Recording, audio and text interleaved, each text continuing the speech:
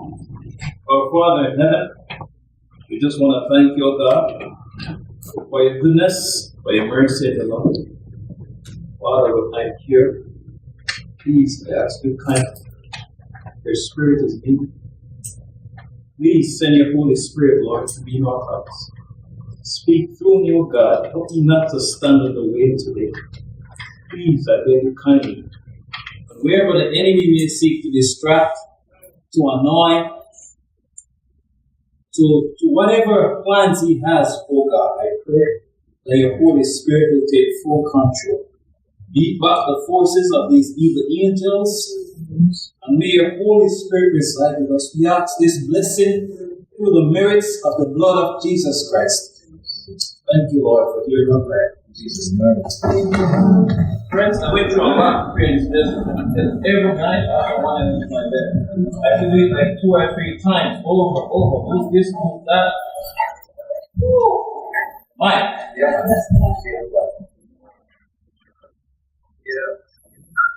Right. Yeah, I just struggle. Big struggle. Big struggle. Alright, guys. So, special weather statement. What's the weather statement? A storm is coming. Oh, yes. I've been hearing it. Sister Phyllis said it in her sermon. A storm is coming. That's like 2 weeks ago. Keep hearing that. A storm is coming. A storm. Have you ever had that experience with a storm coming? Literally?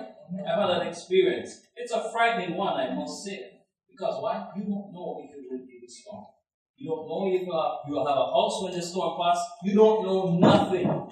But guess what? There's a preparation for the storm. Yes. Critical preparation.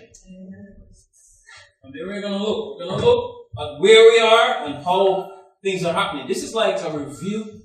You know, the signs of the times are, let me tell you, they're happening so fast. You can't keep up with them, right? We can't. It's not for us to be afraid. It's not for us to be This sermon is not about that. You'll see what's about. Let's go. So, signs of approaching storm, right? Mass animal death. That's one of the biggest signs that I'm seeing right now. One of. Isaiah 4 verse 1. Hear the word of the Lord, ye children of Israel. For the Lord had a controversy with the inhabitants of the land, because there is no truth, no mercy, nor knowledge of God in the land. By swearing and lying and killing and stealing and committing adultery, they break out, and blood toucheth blood. Therefore shall the land mourn, and every one that dwelleth therein shall languish. With the beasts of the field and with the fowls of the heaven, yea, the fishes of the sea also shall be taken away. We're going to see this prophecy literally fulfilled. So we're talking about, let's do the last verse. Therefore shall the land mourn, and every one that dwelleth therein shall languish. The beasts of the field, the fowls of the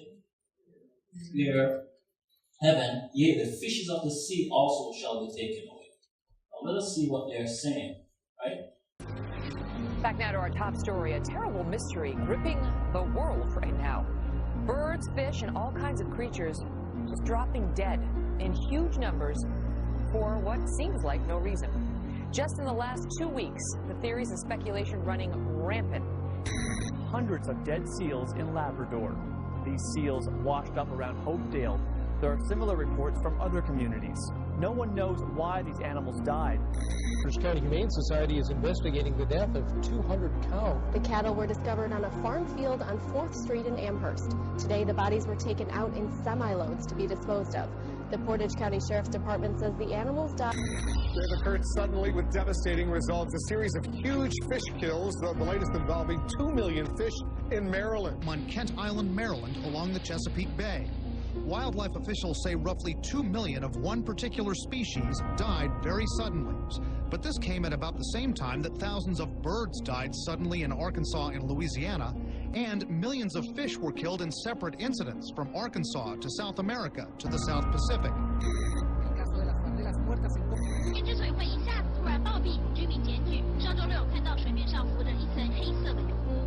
So this is all a sign of the apocalypse. Authorities in northern Italy say more than 1,000 turtle doves have dropped dead over the past 5 days. It's the latest in a series of unexplained sudden death incidents affecting creatures in the sky and underwater. The events have sparked a media frenzy, with doomsday speculators saying it hails the end of the world. 8,000 dead turtle doves in Italy, hundreds of birds dead in Rockwell, Texas, 500 red-winged blackbirds in Louisiana, 100 birds in Sweden, 3,000 dead red-winged blackbirds in Arkansas, several hundred dead in Kentucky. On the fish, several hundred snapper fish in New Zealand, thousands of dead fish in Florida, 40,000 devil crabs in the UK, 80,000 drumfish in Arkansas, 2 million spotted croakers in Maryland.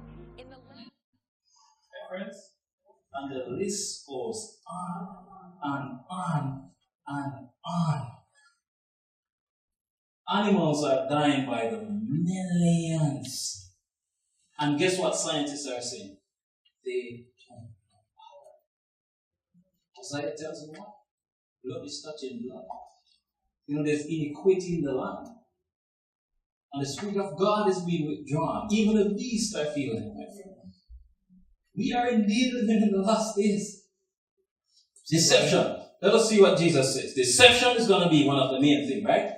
And as he sat upon the Mount of Olives, the disciples came up unto him privately, saying, Tell us, when shall these things be? And what shall be the sign of thy coming and of the end of the world? And Jesus answered and said unto them, Take heed that no man deceive you, for men shall come in my name, saying, I am Christ, and shall deceive many. And many false prophets shall arise, and shall deceive. And if any man shall say unto you, Lo, here is Christ, or there, believe it not. For there shall arise false Christ and false prophets, and shall show great signs and wonders, inasmuch that if it were possible, they shall deceive the very elect. Behold, I have told you before. My friends, if you want to find false Christ, just go online and type up false Christ. You'll find them in every continent, every description, every look you can find. They're there. False Christ, and they're in the church. Here's a picture of some of the biggest false prophets out there you can find. Joel Osteen, you can find T.D. Jakes, Crefton Dollar, you name it. They speak not according to the law or to the... There's no what in them. Like, that's what the scripture says, right? They speak not according to law. Wars and rumors of wars. And ye shall hear of what? Wars and rumors of wars. See that he be not what? For all these things must come to pass, but the end is not yet. For nation shall rise against nation, and kingdom against kingdom. My friend, the death toll of only 18 wars in 2017. Just 2017. You see the death toll? 103,000 people. Just 2017. I'm talking about from 1844 coming up. And it's getting worse. You're right, it's getting worse. And there shall be famines and pestilences and earthquakes in diverse or varying types of places. And all these are the of labor pain, right? What it mean? Beginning of labor pain. Famines from the 1840s to 2017 death toll. Look at that. 230 million people. Just by famines. Oh, friends. Did Jesus say it's going to happen? Yes, he said it. Geologists predict increase in earthquakes in 2018. Listen to this. A 4.1 magnitude earthquake was felt by the Baltimore community last Thursday. Many were surprised because it is unusual to have earthquake of this size in this area, in diverse places. Religious persecution. And then shall they deliver you up to be what? Afflicted, and shall do what? Kill you, and you shall be hated of all nations for my name's sake. And then shall many be offended, and shall betray one another, and shall hate one another. Many of us think this is only referring to the Dark Ages. It's not true. Christian persecution seen more in locations across the globe, new report shows. Let me read what it says at the bottom if you can't see clearly. The report comes on the heels of another study by the Center for Studies of New Religions that showed nearly 90,000 Christians were killed for their faith in 2016.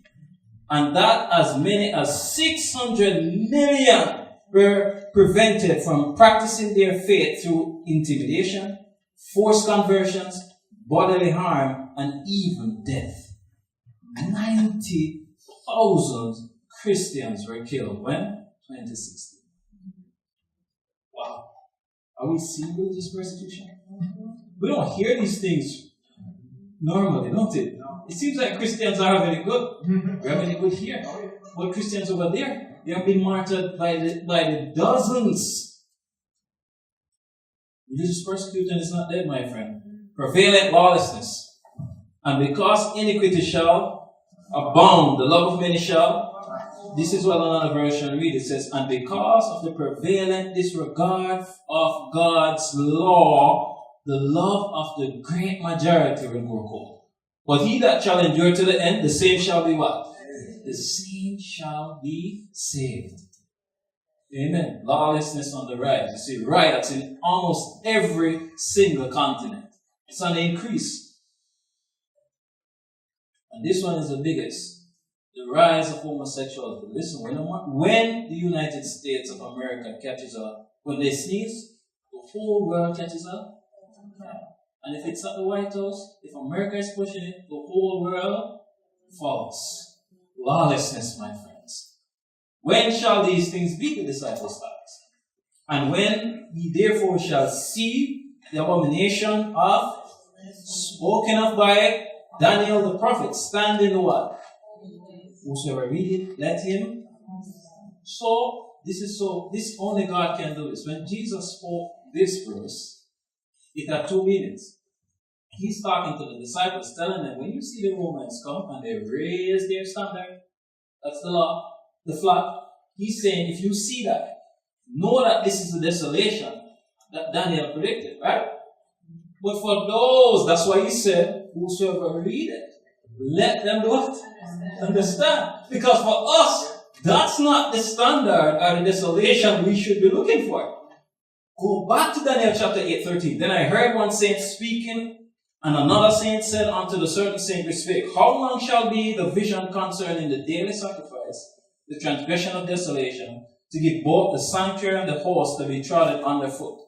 And he said unto me, unto 2,300 days, then shall.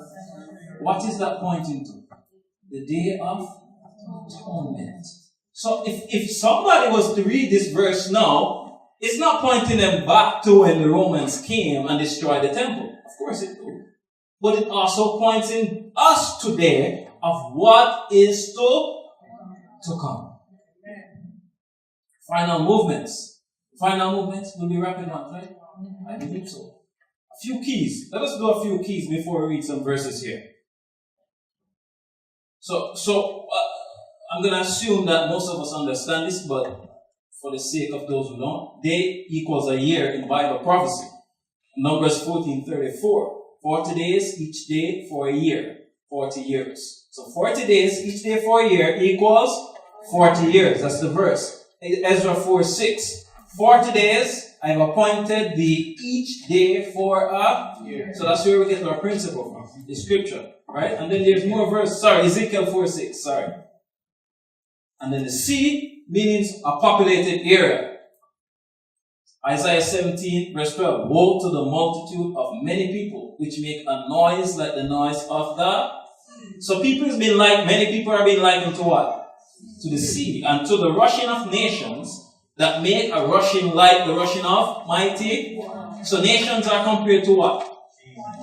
Very good. And he said unto me, the waters which thou sawest, where the poor sitteth, are peoples, multitudes, nations, and so that's where we get our understanding from the Bible. Blasphemy. The Jew answered him, saying, for a good work we stone thee not, but for blasphemy, because thou, being a man, maketh thyself what? God. What are some of the things that God do? Forgive sin, he creates, things that no other being can do. We can think of them all. Beast. So in Bible prophecy, what's a beast? Kingdom, king, and kingdom. Daniel 7 verse 3. And 4 great beasts came up from the sea, multitudes, nations, kindred, diverse from another. The first was like a lion and so forth, the eagle's wing, I beheld the wings, and he gives the description. Daniel 7:16 now. I came here unto one of them that stood by and asked him the truth of all this. So he told me and made me know the interpretation of things. Daniel 7:17.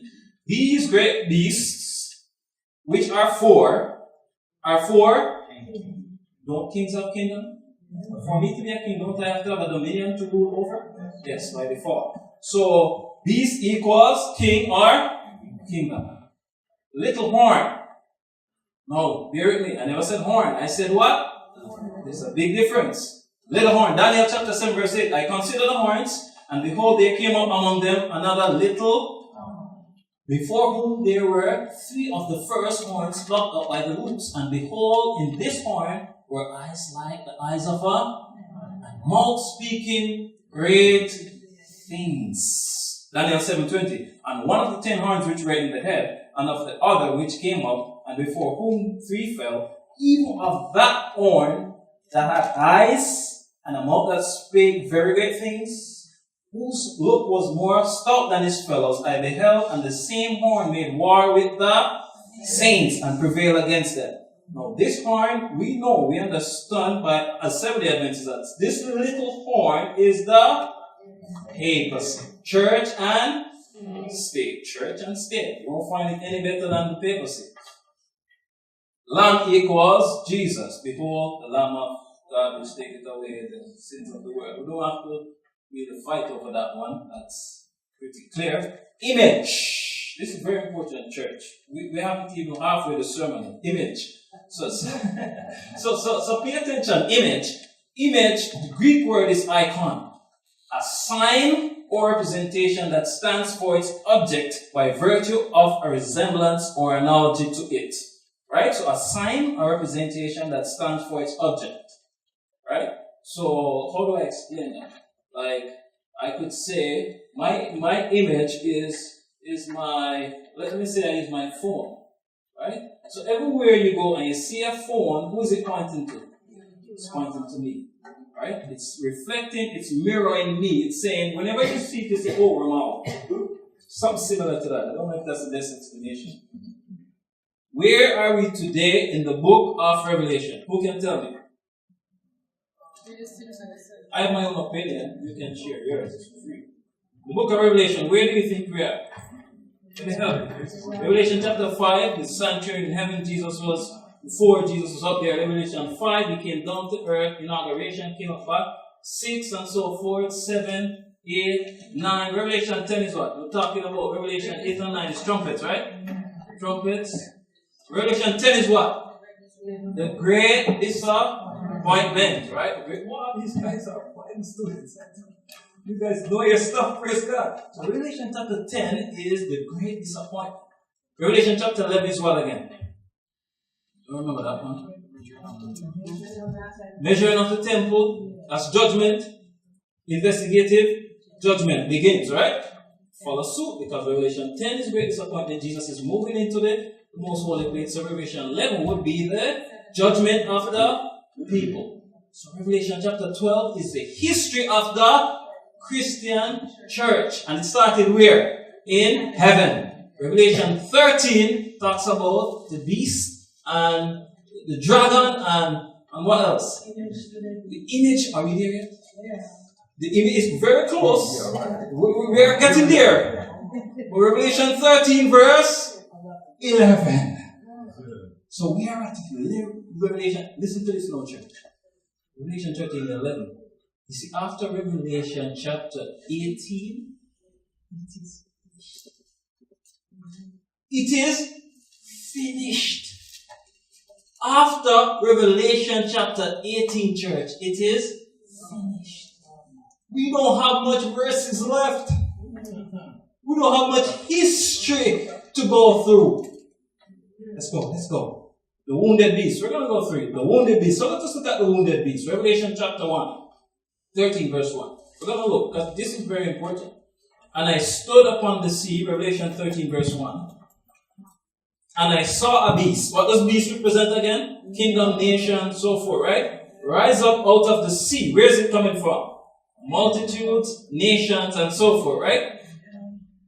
And 10 horns, and upon his horns 10 crowns. So these horns are kings, it seems. And upon his heads the name of blasphemy. And the beast which I saw was like unto a leopard, and his feet were as the feet of a bear, and his mouth as the mouth of a lion. And the dragon gave him his power and his seat and great authority. And verse 3, and I saw one of his head as it were wounded too, and his deadly wound was healed. And all the world wondered after that's very important. All the world wondered after all the world. Keep that in your minds. And they worshipped the dragon which gave power unto and they worshipped the beast, saying, who is like unto who is able to make war with him? And there was given unto him a mouth speaking great. Where did we read that? Daniel chapter 7. Didn't we just read that? Speaking great things and blasphemous. And power was given unto him to continue 40 and he opened his mouth in blasphemy against God. I'm at verse 6. To blaspheme his name and his tabernacle and them that dwell in heaven. And it was given unto him to make war with the saints and to overcome them. And power was given over all kindreds and tongues and nations. And all that dwell upon the earth shall worship him, whose names are not written where? In the book of life of the Lamb slain from the... This sounds very like a religious thing going on here. And I beheld another beast coming up out of the... Alright, we're going to stop at verse 10. That's where we're going to stop, right? So let us look at, we're going to try and find out who is Revelation 13, 1 to 10 talking about. So the beast came up out of the sea. So this beast came up out of the sea. It spoke blasphemy. It was blasphemous. How can one be blasphemous? According to what we have read. You being a man, make yourself. So if I say I can forgive sin, what does that make me? Who can forgive sins? So this sounds like a church. Sounds like a church? Yeah, it sounds like some church work, some church things going on here. And so this beast got wounded, right? He received a deadly wound, but the wound was healed, the Bible says. And all the world wondered or worshipped the beast. It spake blasphemy. 42 months. It reigned. 1260 years it reigned. And it made war with God's people. Let us do the process of elimination. Is that the Muslims? No. Has the Muslim ever claimed to forgive sin? No, Muhammad never claims that. How about blasphemy? If you blaspheme the Muslim, they'll kill you. But this system, they'll kill you if you blaspheme. But this system blasphemes and nobody's offending it. No one is saying anything. It's wounded. It receives a mortal wound, the system. Right? That means it couldn't function the way it used to function. And then the wound gets healed. All the world, let me tell you something. There are nations now who probably don't even know who's Muhammad. But I can guarantee you, there are nations. Every nation knows about Christianity. Every single one. And the whole world worshipped, it says. So this system has to be Christian. It has to be of a Christian mindset. And it speaks blasphemy. So it's saying blasphemous things. And it reigned for 1260 years. History tells who that is. Which church reigned 1260 years? The Catholic Church. And it made war with the saints. It persecuted the saints. No other system in the world fits this description but the papacy. None.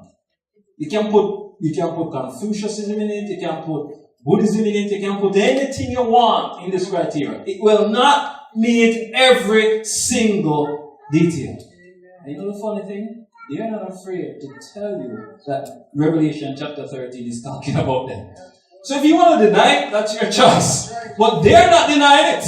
They're telling you, I won't jump ahead of myself. Who is the wounded beast? The papacy. They'll tell you. Beast with the lamb-like horns. Let's go now. Revelation 13, verse 12. And I beheld another beast coming up out of the earth, and he had 2 horns like a lamb, and he spake and he exercised all the power of the wounded beast before him. I'm going to call it the wounded beast, right? Is that okay? Yeah.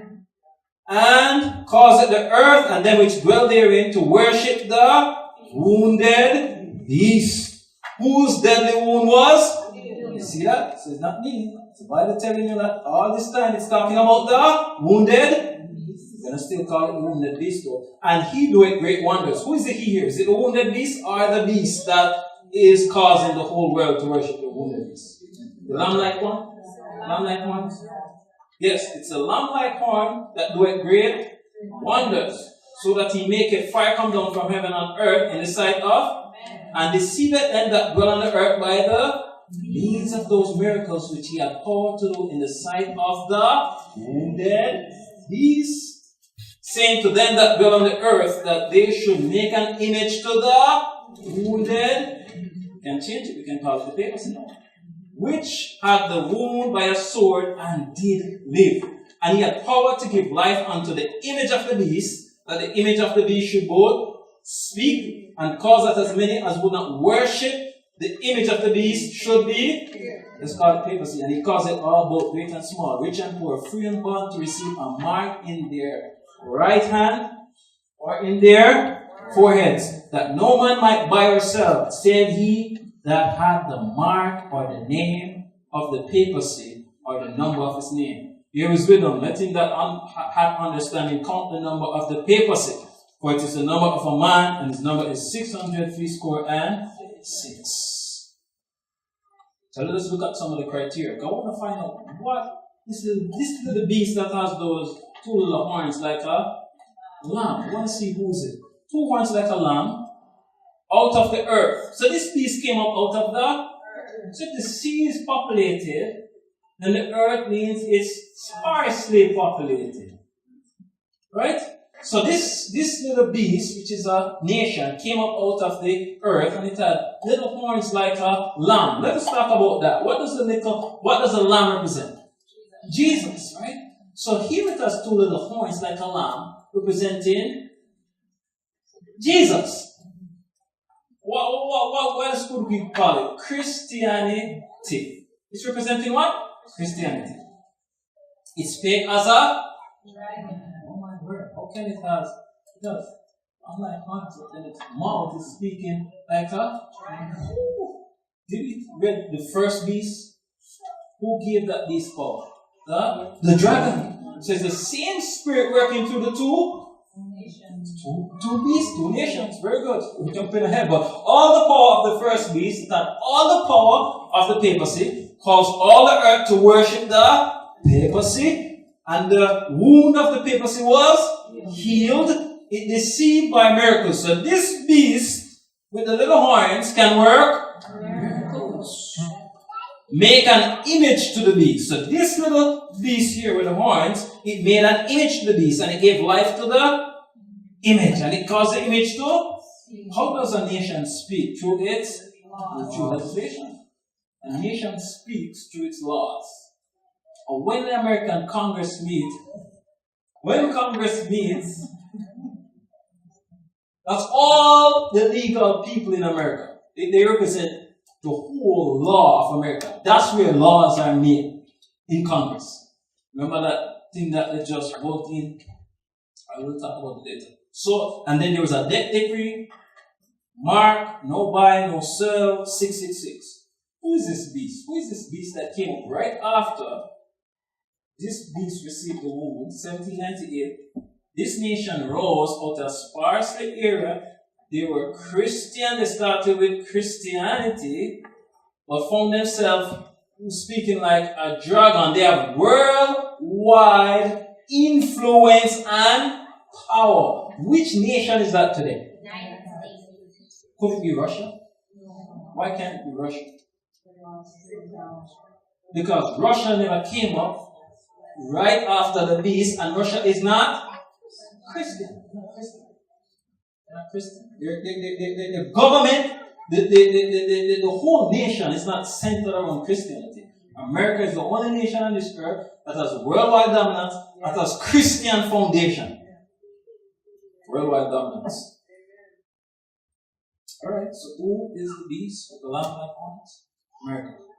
Alright, so now that we look at this, we're going to see where we are, how things are happening. What is the image of the beast? So, we thought images are what? A sign, a representation, right? Let us ask the beast, what's their image? Of course, the Catholic Church claims that the chain was their act. It could not have been otherwise, as none in those days would have dreamed of doing anything in matters spiritual, ecclesiastical, and religious without her. This act is a mark, a sign, what do call it that? Representation of her ecclesiastical power and authority in religious matters. Sunday is our mark of authority. The church is above the church is above the word of God. And this transference of Sabbath observance is proof of that Sabbath transference. I have repeatedly offered $1,000 to anyone who can furnish any proof from the Bible that Sunday is a day we are bound to keep. The Bible says, remember, these people are telling you, I don't know why the Protestant world keep giving the Bible verse to try to prove that the Bible talks about Sunday worship. It doesn't. These people are telling you, remember the Sabbath day to keep it holy, but the Catholic Church says, no. Keep the first day of the week and the whole world bows in obedience. This is coming from the Catholics. The whole world wanders after the. They're telling you this. These people are serious, I'm telling you. And it's not the Catholic members that's the problem. It's the papacy. The governance of the church. What is the image of the papacy? Sunday legislation. That's the image. What's the beast? What's the mark of the beast? Sunday worship. So the legislation, the law is the image. The worship is the mark of the beast. Who was the mark of the beast? What's the mark of the beast? No one. Because it is not yet enforced by, so no one has the mark of the beast.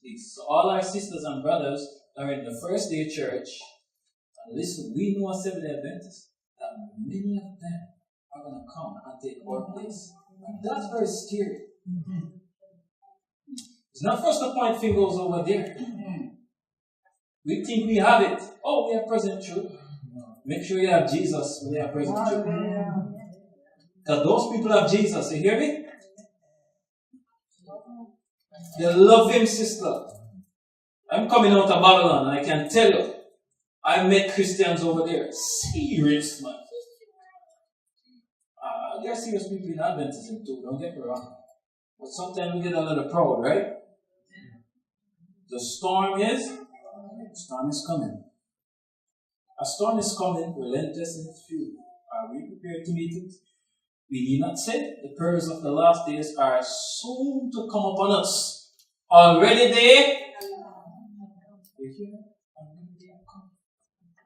Jesus will have all who profess his name become what? Earnest workers. Can you say to yourself, I am an earnest worker of Christ? Can you really say that? It is necessary that every individual member build upon the rock, Christ. A storm is arising that will wrench and test the spiritual foundation of everyone to the. Each of us here will be tested by that storm. Whether you be 2, 3-year-old to 150, you will be. Rapidly are men raging themselves under the banner they have chosen. Restlessly are they waiting and watching the movements of their. They are those who are waiting, watching, and it's the time to work, church, for our Lord's appearing. And not a class, are falling into line under the what? The generalship of the first great apostate. Few believe with heart and soul that we have a hell to shun and a heaven to gain. God has revealed what is to take place in the last days, and that his people may be prepared to stand against the tempests of opposition and wrath. Those who have been warned of the events before them are not to sit in calm expectation of the what? Comforting themselves that the Lord will shelter his faithful ones in the day of trouble. We are to be as men waiting for the Lord, not in idle expectancy, but in what? Earnest work with unwavering faith. Church, now is the time to work. And you know what? I've discovered it's like probably 90% of the church not working. There's only a few people that are working, you know that? Majority of our church are asleep, is asleep. Majority. Earnest work. We have work to do. I'm going to show you why we have work to do. Now listen to this one. So everybody knows a storm is coming. See, like, you guys know what this represents? Tell us, sir. Maybe it's the calm before the storm. What's the storm? Could be the calm before the storm. What storm? We have the world's great military people in this room, I will tell you that. And we're going to have a great evening. Thank you all for coming. What storm, Mr. President? You'll find out. Give us a hint of Thank you, everybody. you know what he said? He said, what storm is coming, Mr. President? He said, you find out. No, he's saying we're in a room with military leaders, and this may be the calm before the storm. But there were military leaders there too. But this man, these people are telling, he's saying a storm is coming. She's asking which storm, and he's saying you will find out. Through the two great errors, immortality of death and Sunday sacredness, Satan will bring the people under what? Remember Jesus keeps saying that? Be not what? Be not deceived. Constantly, that's one of the biggest things that will shake the Christian church and the world. The deceptions. So we see a rise in spiritualism. Listen to this. The sales of Ouija boards up 300% and threatening to become a Christmas must-buy despite warning from churchmen. Ouija board 300. The device is said to be a method of contact in the spirit world. One vicar believes the game possesses the risk of psychological harm. It's like opening a shutter in one's soul and letting in the supernatural. Modern day witches call theirs a beautiful way of. At the time when participation in traditional religion is declining among Americans, the practice of witchcraft is said to be under. And here in Canada, a shop owner says she's a target of hate crimes for being a witch selling pagan products. She's at a store selling witch stuff. Through the agency of spiritualism, miracles will be wrought, the sick will be healed, and many undeniable wonders will be performed. And as the spirits will profess faith in the Bible and manifest respect for the institutions of the church, their work will be accepted as manifestation of divine power. Are we seeing spiritualism in our church? Spiritual for it's witchcraft, my friends. It's a type of witchcraft. But it's garbed under the name of Christianity. Sunday movement. So we're going to see the Sunday movement. What's the Sunday movement coming up? The Sunday movement is now making its way in. The leaders are concealing the true issue. And many, she said many, that's why we can't write off people. Many who unite in the movement do not themselves see whether the undercurrent is tended. Its professions are mild and apparently Christian, but when it shall speak, it will read the spirit of a dragon. Do we hear that in Revelation chapter 13? The spirit of the dragon. As plants need sun, zenith the world seen from Rome. As plants need sun, food to live. Christians need Sunday Mass. Pope reminds Arabic speaker, December 13, 2017. You hear that? Yeah. This man is telling Muslims that they need to go to Mass on Sundays. Which day Muslim keep? Is it Friday? And he's telling them to go to church on Sunday. And look, he's talking to Saudi Arabia. It's not even like Muslim in America. Saudi Arabia, one of the strictest countries of Islam. The gathering. Now listen to this. This is an evangelical website, right? And listen to what they say. The church must again become the conscience of the government. The church must again become the conscience of the. Through its national solemn assembly, it should clearly and respectfully call political leadership to God's principles of government in Romans 13, which means that we cannot be so entrenched within political parties that we are not free to speak truth to power. John's amendment is preventing that. That's what they're calling to be changed here. It also means we must begin speaking with one voice so that the nation might see a unified church and not one that is fractured and scattered by differences in how we practice our faith. In addition, we should prove our worth to society by overwhelming culture with good works and so forth. They continue. The church shall become the conscience of the government. My goodness. This is serious, friends. I never knew I'd live to see these things. Should Uncle Sam mandate church attendance? Let me read this one.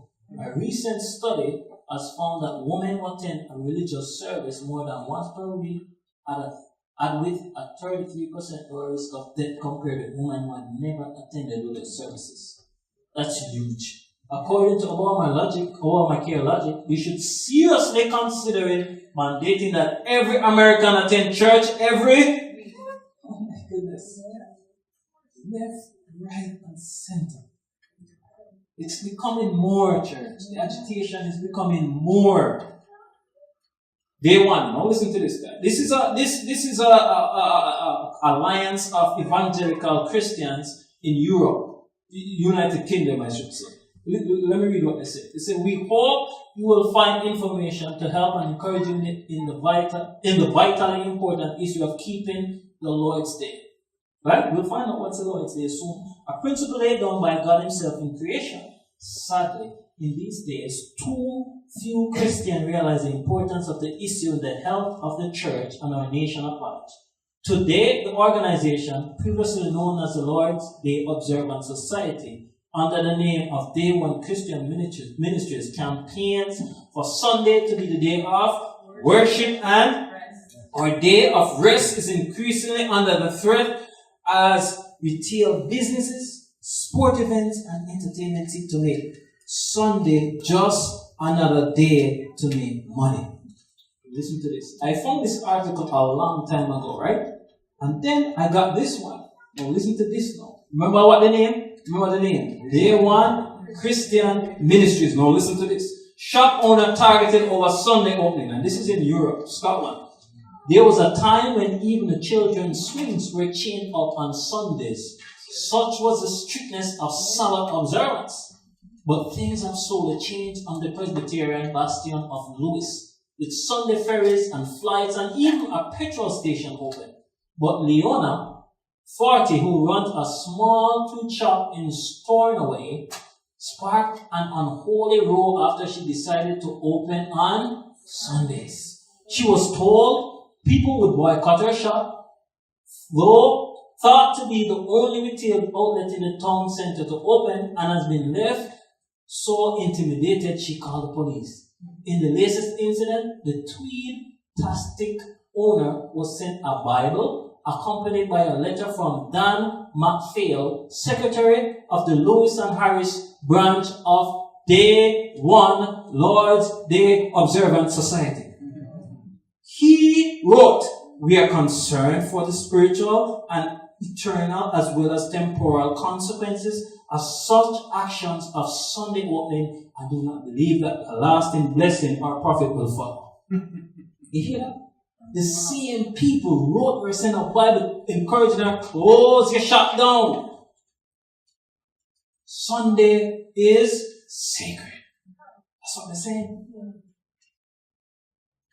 High Court rules Tel Aviv stores. And listen, this is the icing on the cake, man. This is the icing on the cake in Israel. They're opening stores on Sabbaths. Opening stores on Sabbath. It's one thing to call Sunday holy, but when you have Sabbath keepers desecrating Sabbath, that's serious now. A nation that represents the true Sabbath. And then Hollywood, don't forget Hollywood. This one is called The Wisdom of Sundays by Oprah Winfrey. My life, just like yours, is a work in progress. I'm contemplating these super soul teaching from where I am now on my spiritual journey. I can see an entirely new layer of lesson. So in the month of giving thanks, it's with profound gratitude that I offer the book I dreamed of, The Wisdom of Sundays, life-changing insight from Super Soul Conversations. Super Soul Conversations. I wonder who she's speaking with. The book is about awakening your spirit, living with intention, discovering the power of forgiveness, and finding fulfillment, love, and yes, connection. Governor Jerry Brown takes Trump fight to Vatican, says world needs a brainwashing on climate change. You hear that? They said our brains need to wash out because we don't buy the climate change thing. This is serious, church. If we don't think like them, they're telling us our brains need to wash. Our freedoms have been taken from us. And many of you have heard this one before. So many of us. Knives, or you can use whatever. It's the soul that is corrupt. And how we get back to a moral rebirth in this country, I don't know, since we are slowly eroding religion at every opportunity that we have. Probably we should be debating a bill requiring every American to attend a church of their choice on Sunday to see if we can get back to having. You know what you say? Probably we should be debating not so much how we can stop crime, but probably we should be debating how a bill that will get every American to go back to church on of their choice. And that's the little clause there that they're trying to tell us we have to of their choice. But why not stop? Why not instead of this? Protestants and people, we don't believe in force either. People should choose to go to church if they want or not. Protestants and papacy unite. The Protestants of the United States will be foremost in stretching their hands across the what? To grasp the hand of. They will reach over the bodies to clasp hands with the Roman, and under the influence of this threefold union, this country will follow in the steps of Rome and trampling upon the rights of conscience. Do we hear that voice? Are we hearing that voice where it's going to trample upon conscience, force, legislate? You know this picture, right? John Arnott, Carl Arnott, you have Brian Stiller, Kenneth Copeland. These people are powerful people. What are they? World Evangelical Alliance, right? It has over 6 million members. Evangelical members, that is. So these men went to the Pope as a sign of what? The clothing temple. You will notice whenever anyone goes to the Pope, what color do they wear? They're required to wear that. It's a form of humility. are bowing down, saying, Thou art righteous and we are unrighteous. Anyways, Brian C. Stiller is the global ambassador of the World Evangelical Alliance, the global association which represents some 600 million evangelical Protestants. So these people are telling you, listen, we are going back to all roads lead to literally. Queridos hermanos, la desunión es una herida en el cuerpo de la Iglesia de Cristo. Y nosotros no queremos que esa herida permanezca. Because in 1999, the Roman Catholic Church and the Protestant Lutheran Church signed an agreement that brought an end to the protest. Brothers and sisters, Luther's protest is over. Is yours. In 1999, this was signed by the Lutheran Church, the Federation Worldwide. Later, about 5 years later, the Worldwide Methodists signed the same agreement. So the protest has been over for 15 years. And I get a bit cheeky here, because I challenge my Protestant pastor friends. If there is no more protest, how can there be a Protestant church?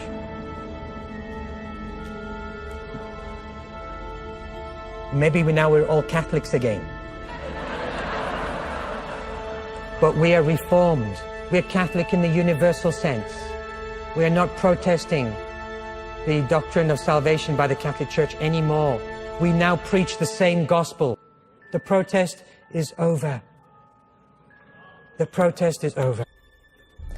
We may be living officially in a post-Protestant era, but many Christians today continue to suffer from spiritual racism. The first step in dealing with spiritual racism is to abolish the law which empowers it. What law empowers Protestantism? First Amendment. Your right to practice freedom of speech and freedom of religion. Yes, that's the law that protects Christians in America. And he's saying, for us to get rid of that thing that causes the protest, we have to get rid of the law that makes it right for them to protest. We must be especially attentive to every type of fundamentalism, whether religious. We should get rid of every type of fundamentalism, a form of religion, especially Islam or Protestant Christianity. This is a dictionary telling us that oppose belief in the strict, literal interpretation of Scripture. Fundamentalists. Get rid of them. Of any other kind. The contemporary world, with its open wounds, which affect so many of our brothers and sisters. Now it's time for America to bind the wounds of division. Have to get together. Demands that we confront every form of polarization, which would divide it into these two camps. In the good old days, this doesn't happen because they used to treat them very, very rough. And when they protested once, they would not do it again so easily. The protest is over. Anti-Catholic bias. Church, it's not over. It's not, no. And don't get this wrong. It's not only Seventh-day Adventists that will protest. Yeah. God has His people in every single church that will protest. They don't all believe that we should force people to worship. Even people in the Catholic Church will stand foremost against such act of taking away people's rights. Trade unions, labor unions, That's something we don't hear often, but this is key in the Sunday movement. Satan will do that which will oppose the southern fields against the truth. If the Lord does not interpose, then the trade unions will be one of the agencies that will bring upon this earth a time of trouble such as not been since the world began. What? The trade unions. Can they not see in the rapid growth of trade unions and the fulfilling of the signs of the times? Those forming the labor unions are determined of their own. Violence and death mean nothing to them if their unions are opposed. The judgments of God are in the land. The wars and rumors of war, the destruction by fire and flood, say clear that at the time of trouble, which is to increase until the end, is already in the 1904. Poland phased out Sunday worship by 2020. Sunday shopping. They should phase out Sunday worship. That's fine. Poland lawmakers on Friday approved a law that will phase out Sunday shopping by the year 2020, despite criticism that it may eliminate thousands of jobs. Listen to this. Proposed by the trade unions that want shop and trade workers to spend more time with the bill got support from the ruling party that adheres to Protestant values, to Catholic values. Critics say it would negatively affect Poland's economy and so forth. You hear that? The trade unions working with the Catholics. We don't see nothing yet. Listen to this. This is fascinating. It worries Pope Francis that there are people who die due to poor labor conditions, as he denounced in Prato, Italy. È una tragedia dello sfruttamento e delle condizioni inumane di vita.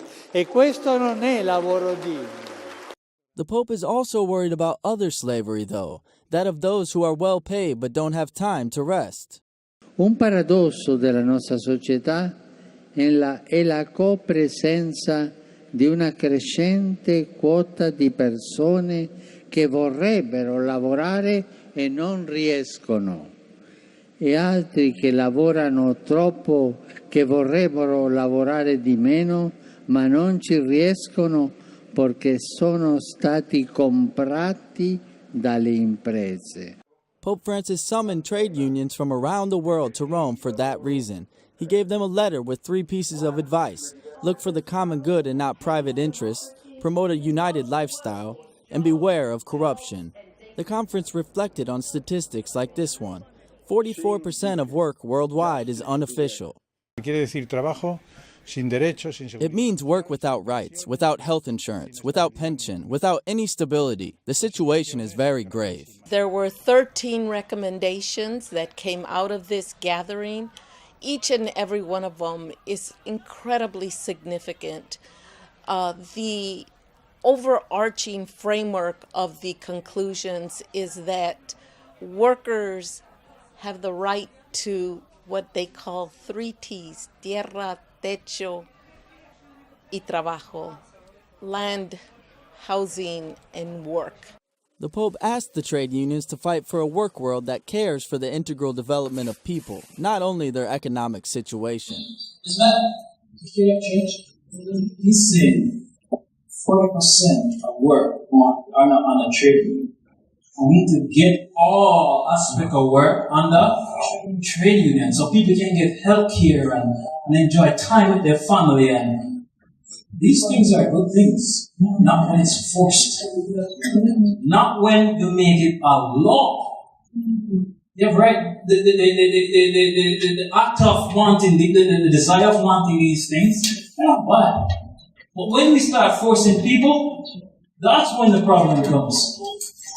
The trade unions. You see, trade unions. He's summoned trade unions from all across the world to meet at Rome. And didn't the Poland thing, wasn't it trade unions and the Catholic Church? No buy, no sell. And this is not the mark of the beast. The mark of the beast is Sunday worship. But there is a system of control that people, if you don't worship on Sunday, you will not be able to buy or there's a system of control. Time is fast coming when the controlling power of the labor unions will be very, again and again, the Lord has instructed that our people are to take their families away from the cities into the country where they can raise their own provisions for in the future the problem of buying and selling be a very serious one. We should now begin to heed the instruction given us over and over again. Get out of the cities into rural districts where the houses are not crowded closely together and where you will be free from the interference of enemies. Net neutrality is freedom of. How many people know what this net neutrality thing is? This is what happens. I'm going to try and explain the best I can. So Rogers, under Obama, everybody had equal access, equal rights, equal everything when it pertains to the web and internet. Everybody has a right. Under this thing now, they have taken away that. They're saying no. If Rogers want to buy 90% of the market, we sell it to them. You know the danger in that? It's control. This is the danger. Because so Forerunner Chronicles has this video, and that video is telling you that Sunday is coming. We need to escape the mark of the beast. What's going to happen is they're going to call Mr. Rogers and they're going to say, because it's the government who does this, if you don't slow down those people who are teaching biases, you have to get them off your server. Don't give them any internet. It's the monopoly. It's becoming a monopoly. And once one person has power over the whole internet, that's it, brothers and sisters. All they need to do is call that one person and say, listen, you're going forward on a website, it take you 10 hours just to open the first page. And you go on this other website, 5 seconds. Those who can pay more get more with this system. That's dangerous. Because then the rich will buy everything. Now this video, I don't like the music, but the information is very profound. Right? So bear with me, please.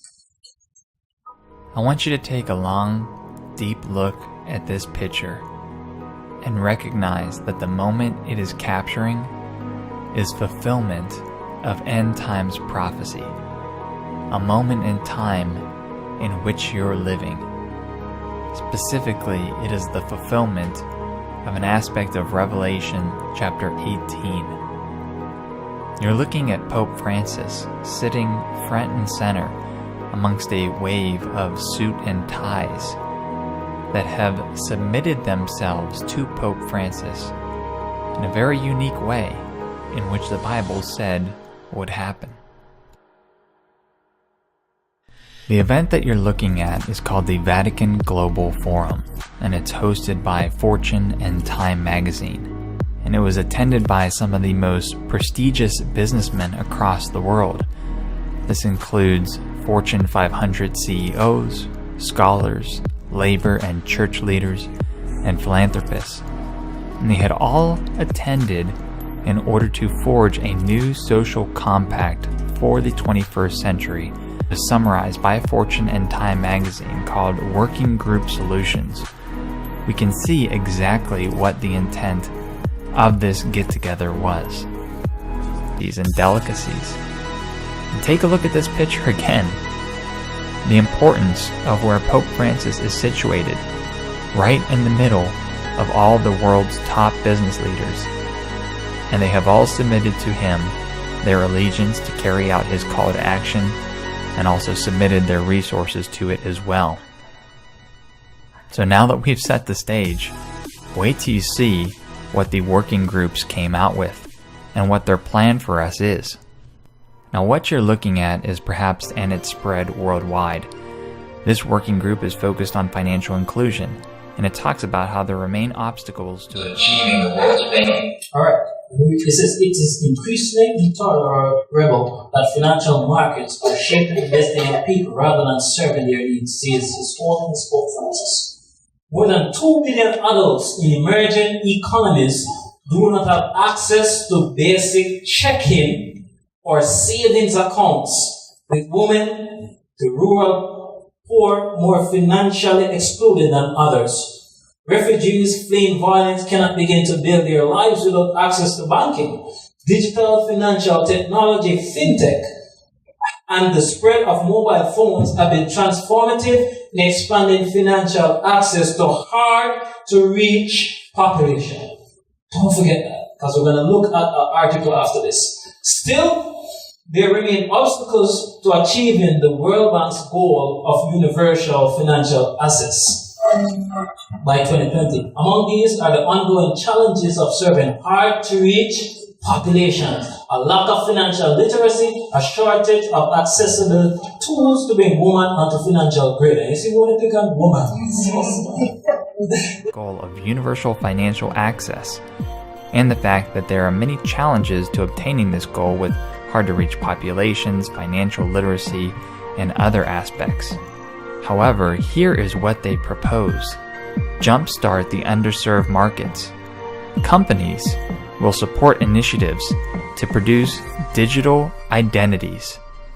Digital identities for the 1/5 of global citizens who lack one, and therefore are shut out of the financial system. This one sentence is saying so much. It's the fact that 4/5 of the world currently has a digital identity, and only 1/5 does not.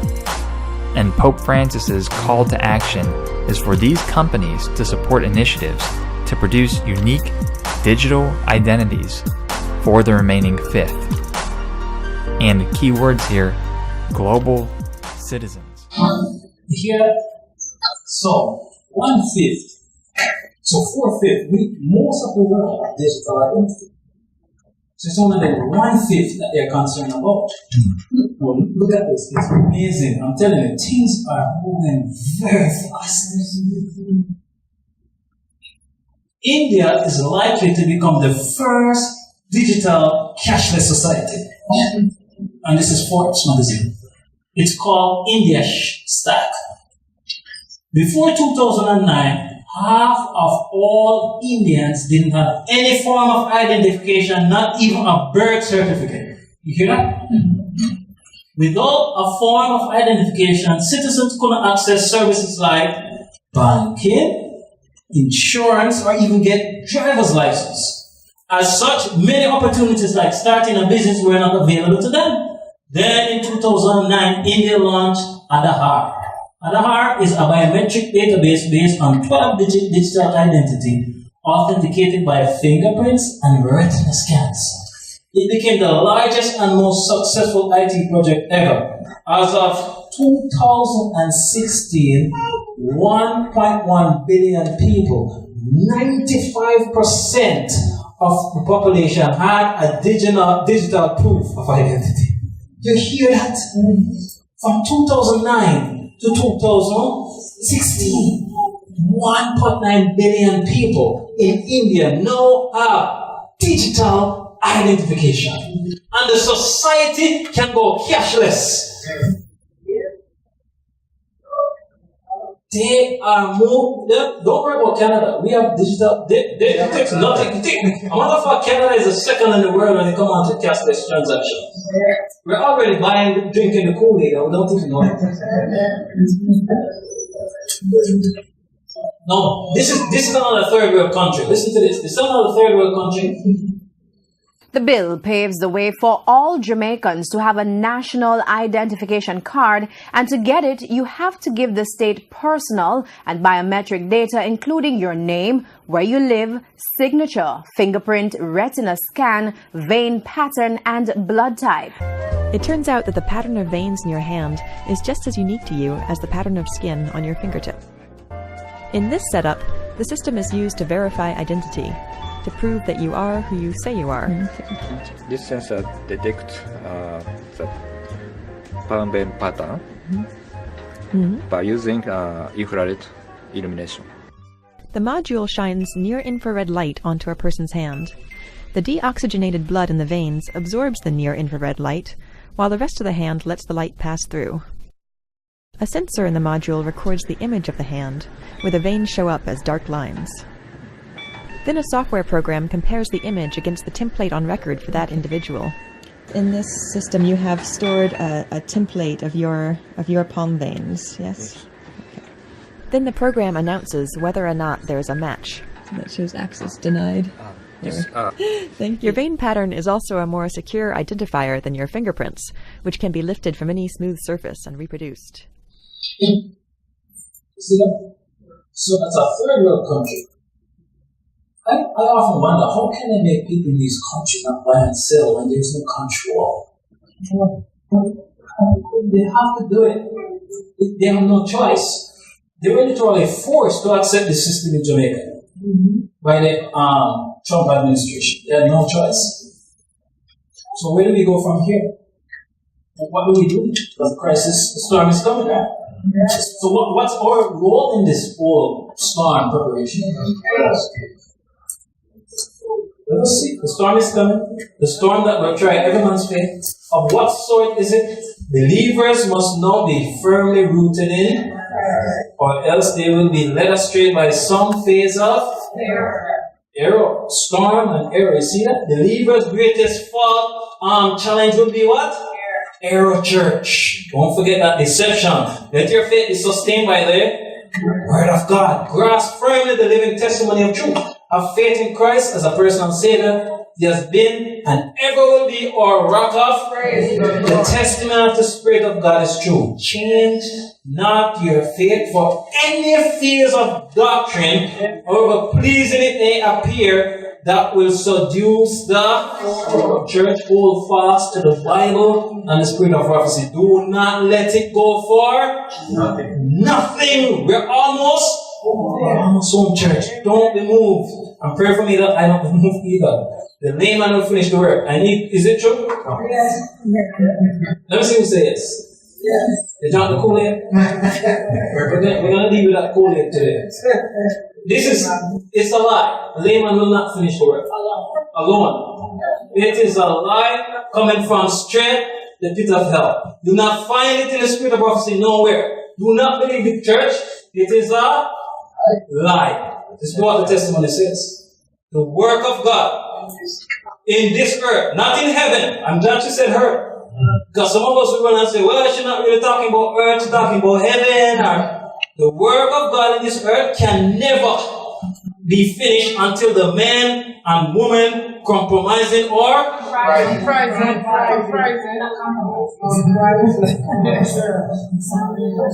our church membership. Are you a member of this church? Are you a member of this church? Rally to the work and unite there with. That's the spirit of prophecy speaking. That's authority right there. It says, until the church members unite their efforts with the ministers and the. You know why I'm hitting it so hard? I want to go home. And if you have this mindset that only the layman is going to finish the work, we are not going according to the testimony. And guess what's going to happen? God cannot pour out His Spirit upon us if we have any form of animosity in our hearts towards what? The minister. She said it, and don't go for any quotation to contradict it. She never contradicts herself. I know some of us will find out in quotation just to soothe the evil inclination of our hearts. Church, listen to the testimony. It's speaking to us. Don't be hardened, church. You have been deceived, that's it. We have drunk the Kool-Aid. Search for yourself, I'm telling the church. Search every statement you hear. Go back to the testimony and search it. Is this not what it's saying? Is it clear? Yeah. What does it say? It's saying that we have to come together, right? Yes, we have to come together. We have to come together. Are there ministers who are standing for President Trump? Yeah. Let me tell you something. I did not win for ministers. Women's ordination would have gone for. You hear what I said? I did not mean for ministers. This church will be ordaining women today. You know that? Yes, God worked through that. God worked through that. God worked through the ministers. He's not going to send angels down here. Who's going to work through? Church members, ministers, and church officers. We have to overcome that. Pray about it. Ask God to help you if you're struggling with it. The testimonies don't lie. If they do nothing, church members, to disabuse the minds of the people and through ignorance of the truth of our legislatures should abjure the principles of Protestantism and give countenance and support to the Roman fallacy, the spurious Sabbath, God will hold his people who have had great light responsible for their lack of diligence and church. We have a work to do. Last Sabbath of the year 2018, God hold us responsible. 2017, God is gonna do what? You see everything that we have seen today? You know that many people don't know this? Many people don't know this. The work which the church has failed to do in a peace and she'll have to do what? Under the most and forbidding the warnings that the worldly conformity of silence or withheld must be given under the fiercest opposition from enemies of the church we have worked to. I know many of us would want me to say we need to overcome sin. It is true. But let me tell you something. You cannot overcome sin sitting doing nothing. No, it's not going to happen. You have to be an earnest worker for Christ. You know why we don't have a burden for souls like Jesus? It's very possible that we will not have the Spirit of Christ in us. What was Jesus' burden? Souls. He'd spend hours all night praying that God would give him strength for the work he's going to come down off the mountain to do in the valley. His burden was the souls of friend. Do we have that burden? People are dying in sin every day. There are people who are dying every single day, and people living and don't even know these things are happening. Listen, I'm so disturbed by this thing that I'm saying, God, 2018 has to be the year that I have to do more, man. Pray more, work more, believe more. I can't go by what I used to do anymore. That's all gone. Things are pressing in, right, church? It's pressing in, it's getting closer. And when it gets closer, what should we do? Lay back, relax. We should muscle up and do what? Even more work. We can't lay back now and step back. Now's not the time for that. We have to muscle up, get ourselves together and say, okay, Jesus, give us the strength, Lord. We have more work too. Not overwork, but more work. Difference. And behold, I come quickly, and my reward is with to give every man according to his. I must work the works of him that while it is the night cometh when the storm is coming. Don't worry about the storm, church. We know it's coming, right? And you're making a preparation, right? Spending time with Jesus. Putting Bible verses to memory. Because soon this will be taken from us. Right?